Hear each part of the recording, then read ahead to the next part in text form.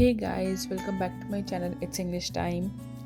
आज का हमारा टॉपिक है some classy words to use. आज के टॉपिक में हम पढ़ेंगे कुछ ऐसे वर्ड्स जिन्हें हम क्लासी वर्ड्स कह सकते हैं। उनको हम यूज़ करेंगे तो हम और ज़्यादा नेटिव स्पीकर लगेंगे। मीन्स ऐसा लगेगा कि हमें बहुत ज़्यादा इंग्लिश अच्छी तरह से आती है। सो आज की वीडियो में आपको ऐसे कुछ वर्ड्स बताने वाली हूँ। So let's get started. So हमारा सबसे पहला वर्ड है कंस्ट्रू, जिसका मतलब होता है interpret in a particular way. एक प्रॉपर वे में, एक प्रॉपर तरीके से किसी चीज़ को, किसी वर्ड को या किसी एक्शन को इंटरप्रेट करना, मीन्स उसको बताना। For example, from her arguments I construe she wants to turn the world into a place of chaos। Means उसके आर्ग्यूमेंट्स से ऐसा लग रहा है, आपको ऐसा इंटरप्रेट कर रहे हो उसके आर्ग्यूमेंट्स को, तो उस जगह पे हम यूज़ करते हैं ये वर्ड कंस्ट्रू, जिसका मतलब होता है कि किसी पर्टिकुलर वे में, किसी पर्टिकुलर तरीके से किसी चीज़ को, किसी वर्ड को या किसी एक्शन को इंटरप्रेट करना, मीन्स उसका मतलब निकालना। सेकेंड इज पेरूज, जिसका मतलब होता है रीड और एग्जामिन केयरफुली और एट लेंथ। मतलब किसी चीज़ को पढ़ना और किसी चीज़ को ध्यान से समझना, उसकी फुल लेंथ में, मतलब बहुत ज़्यादा डिटेल में। For example, he carefully perused the dusty bookshelves for the forgotten library. The third is condone, which means to accept, approve or sanction. Means किसी चीज़ को आपको accept करना, तो आप कह सकते हैं I condone this. For example, for the last time she condoned their egregious mistakes. Means उसने last time अपने mistakes को accept कर लिया finally उसने. The next one is latent, which means manifest, hidden or concealed. For example, there was a latent threat in his words. Means उसके words में एक hidden threat था, means छुपी हुई बात जो हम कहना चाहते हैं लेकिन हम डायरेक्टली कहते नहीं हैं। लेकिन जब हम जिस तरीके से कहते हैं या जो काम, जिस तरीके से हम काम करते हैं, उसमें कुछ hidden होता है। For example, आप किसी को डायरेक्ट थ्रेट तो करते नहीं है लोग, तो उसमें क्या करते हैं, एक इस तरीके से बोल देते हैं कि अगले बंदे को समझ में आ जाए कि हाँ, ये मुझे डराने की कोशिश कर रहे हैं, तो वहाँ यूज़ किया जाता है ये word latent. Acrimonious, which means angry and bitter. She rejected his offer with an acrimonious sneer. Means उसने गुस्से में उसका ऑफर रिजेक्ट कर दिया। जब हमें कहीं वर्ड यूज़ करना होता है एंगर या बिटर, हम वहाँ यूज़ कर सकते हैं acrimonious. Next is indubitable, which means impossible to doubt or unquestionable, जिस पे आप क्वेश्चन कर ही ना पाओ या इम्पॉसिबल हो किसी चीज़ पे डाउट करना। For example, his vision of the account was indubitable, which means कि उसके जो विजन था अकाउंट्स को लेकर वो बिल्कुल डाउटफुल था ही नहीं, मतलब इम्पॉसिबल था उस चीज़ पे डाउट करना। अनक्वेश्चनेबल, आप उसको क्वेश्चन नहीं कर सकते। The next one is propitious, which means giving or indicating a good chance of success or favorable। एक ऐसा इंडिकेशन देना अच्छी सक्सेस को लेकर। He received a propitious message, mean उसको एक ऐसा मैसेज मिला जिसमें उसको इंडिकेशन मिल रहा था एक अच्छी चांस ऑफ सक्सेस का। Tremulous, which means shaking or quivering slightly, timid और nervous। जहाँ आप कहीं nervous हो या शेक कर रहे हो तो वहाँ आप ये वर्ड यूज़ कर सकते हैं tremulous, for example, she was tremulous with fear, means वो डर के कांप रही थी, तो वहाँ हम यूज़ करते हैं tremulous। Next word is accolade, which means acknowledgement of someone's excellent performance। जब आप किसी की अच्छी या बहुत ज़्यादा अच्छी excellent परफॉर्मेंस को एक्नॉलेज करो। A similar term for award or honor, किसी को आप अवार्ड देते वक्त भी। For example, the team's hard work was finally paid off. Receiving the highest accolade in the contest is worth all the sacrifices they made. Means उस team का जो hard work था वो फाइनली पे ऑफ हुआ, उनको अवार्ड दिया गया, उनको एक्नॉलेज किया गया by giving them a prize, जो उन्होंने सेक्रीफाइसेस किए थे उस कॉन्टेस्ट को जीतने के लिए, उसके लिए उनको जो अवार्ड्स दिए गए, उनकी परफॉर्मेंस को एक्नॉलेज किया गया, तब वहाँ हम ये वर्ड यूज़ करते हैं एक्यूलेट। रेpertoire, which means a person's list of talents and skills।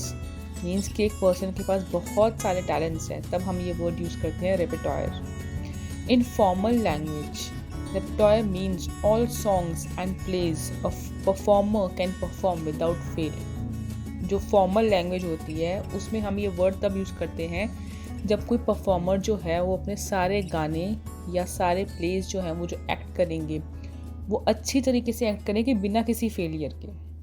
For example, Chris knows how to play the piano, bass, drums and guitar. His musical repertoire is quite extensive. Means उसका जो musical reputation है वो बहुत ही ज़्यादा अच्छा है क्योंकि उसके पास बहुत सारे लिस्ट्स ऑफ टैलेंट्स हैं और जिनको वो बिना फेल हुए परफॉर्म करता है। Next is fiasco, which means can be used to describe something that failed miserably।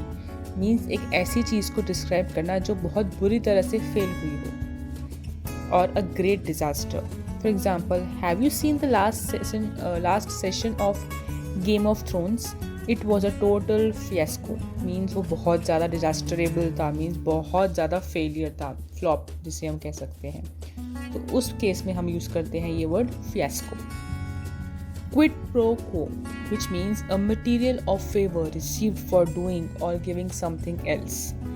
और a favor for favor और give and take, जैसे हम किसी का हेल्प करते हैं और वो हमारी हेल्प करते हैं ना, तो वो क्या है, गिव एंड टेक सिस्टम है। तो उस तरीके से हम उस सेंटेंस में मीन्स उस पोजीशन में हम ये यूज़ कर सकते हैं quid pro quo, which means give and take. आपने किसी के लिए कुछ काम किया, उन्होंने आपके लिए काम किया। For example, how about this, I give you this book when you give me that book. Kwid pro quo means आप मुझे ये बुक दो, मैं आपको ये वाली बुक दूंगा। So give and take and vice versa जो होता है, फेवर फॉर फेवर, उस केस में हम ये वर्ड यूज़ करते हैं। आई होप कि आपको ये वर्ड्स समझ में आ रहे हैं और आपको अच्छे भी लग रही है मेरी वीडियो। अगर मेरी वीडियो पसंद आ रही है प्लीज़ मुझे जल्दी से लाइक कीजिए, कमेंट करके बताइए कि आपको मेरा वीडियो कैसा लग रहा है। आई नो मुश्किल वर्ड्स हैं ये, बट अगर आप इन्हें अपनी लैंग्वेज में यूज़ करेंगे तो आपको बहुत ज़्यादा अच्छा लगेगा बोलने में भी, और आपके सुनने वाले को भी बहुत ज़्यादा अच्छा लगेगा। सो अब चलते हैं हम नेक्स्ट वर्ड पे, जिसका नाम है फ्लमॉक्स्ड, विच मीन्स एक्सट्रीम कन्फ्यूजन। जब बहुत ज़्यादा किसी चीज़ में कन्फ्यूजन हो जाए तब हम ये वर्ड यूज़ करते हैं। The instruction was written poorly, no wonder he got so flummoxed and made a wrong input. Means किसी चीज़ में उनको इंस्ट्रक्शन जो दिए गए थे वो इतने ज़्यादा गलत तरीके से लिखे गए थे, इतने ज़्यादा ख़राब तरीके से लिखे गए थे कि उसको समझ ही नहीं आया और कैसे करना है। वो कंफ्यूज हो गया बहुत ज़्यादा और उसने सब कुछ गलत कर दिया। So the next word is exacerbate, which means worsen a situation that is already bad। Means कोई चीज़ सिचुएशन बहुत ख़राब थी उसको और ज़्यादा ख़राब कर देना। और make bad things severe, means ख़राब चीज़ को बहुत ज़्यादा ख़राब कर देने को हम कहते हैं exacerbate। For example, Steven thought opening the window can put out the fire. Steven को लगा कि अगर वो विंडो खोल देगा तो जो आग है वो बुझ जाएगी। Unfortunately this further exacerbated the problem। लेकिन क्या हुआ, विंडो खोलने से जो आग है वो और ज़्यादा बढ़ गई, मीन्स वो प्रॉब्लम और ज़्यादा बढ़ गई। So next word is rendezvous, which means a meeting place and date agreed upon two parties। एक ऐसी जगह जहाँ पे दो लोग मिलें। For example, do you have any problem with the rendezvous? We can adjust the particular details when the boss gets back। Means अगर आपको कोई प्रॉब्लम है जहाँ हम मिलने वाले हैं उस जगह से, अगर है तो हमारे बॉस जो हैं वो जब वापस आएंगे तो वो पर्टिकुलर डिटेल्स को एडजस्ट कर सकते हैं। सो जब आपको कोई चीज़ जहाँ आपको कहना हो कोई मीटिंग प्लेस के बारे में, वहाँ आप कह सकते हैं rendezvous। tranquil, which means the state of being relaxed or calm। एक ऐसी सिचुएशन जब आप बहुत ज़्यादा रिलैक्स्ड हो और काम हो। For example, nothing beats the tranquil ocean during the sunset. It's a magnificent view worth seeing every day. जो सनसेट होता है एक ओशन के पास वो बहुत ज़्यादा रिलैक्स्ड और काम होता है और उसको देखना बहुत ज़्यादा मैग्निफिशेंट होता है, मीन्स बहुत ज़्यादा सुंदर लगता है वो देखने में और वो बहुत ज़्यादा रिलैक्स्ड सिचुएशन होती है। Next word is touche, which means acknowledging someone's good point during an argument। जब आप किसी से बहस कर रहे हो, आर्ग्यूमेंट कर रहे हो, लेकिन उसके दौरान आपको किसी का कोई पॉइंट है वो बहुत ज़्यादा अच्छा लग जाए, उसको आप तारीफ़ करो, उसको एक्नॉलेज करो, उसे कहते हैं हम touche. For example, Danny, do you think John knows how to solve this maths problem? Tyrion, he knows nothing about maths. Danny, touche. Which means कि आपने उनके जो पॉइंट था उनको आपने एक्नॉलेज किया कि ओके उन्होंने कहा उस चीज़ के लिए. Next is piquant which means yummy. The breakfast was piquant मतलब ब्रेकफास्ट जो था वो बहुत ज़्यादा यमी था. तो नेक्स्ट टाइम जब आपको किसी डिश के बारे में तारीफ़ करनी हो ना तो यमी की जगह पीकेंड कह के देखना, बहुत अच्छा लगेगा सुनने में भी. Next is indubitably which means definitely और certainly.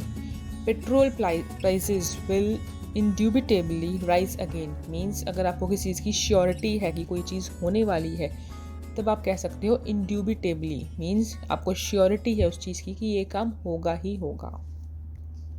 Ergo which means therefore. I study every day Ergo I get good grades और आई गेट ग्रेट ग्रेड्स. मैं रोज़ पढ़ती हूँ इसीलिए मुझे अच्छे मार्क्स मिलते हैं. Which means Ergo. Next is लोथ विच मीन्स इंटेंस डिसलाइक और डिस्गस्ट. जो आपको कोई चीज़ बिल्कुल भी पसंद ना आए. I loathe eating fish means आपको फिश खाना बिल्कुल भी पसंद नहीं है. You totally dislike the thing, then you can use the word loathe. So ये थे आज के कुछ क्लासी वर्ड्स जिनको यूज़ करके आप बहुत ज़्यादा अच्छे नेटिव स्पीकर बन सकते हो. अगर मेरी वीडियो पसंद आए तो प्लीज़ उसे लाइक कीजिए, कमेंट कीजिए, सब्सक्राइब कीजिए. अगर सब्सक्राइब किया हुआ है तो शेयर कीजिए. और जो लोग आज मेरी वीडियो को पहली बार देख रहे हैं प्लीज़ मेरे चैनल को सब्सक्राइब कीजिए और बेल बटन को ज़रूर प्रेस कीजिए ताकि आपको हर बार नोटिफिकेशन मिल जाए जब भी मैं न्यू वीडियो अपलोड करूँ. So till then thank you and bye.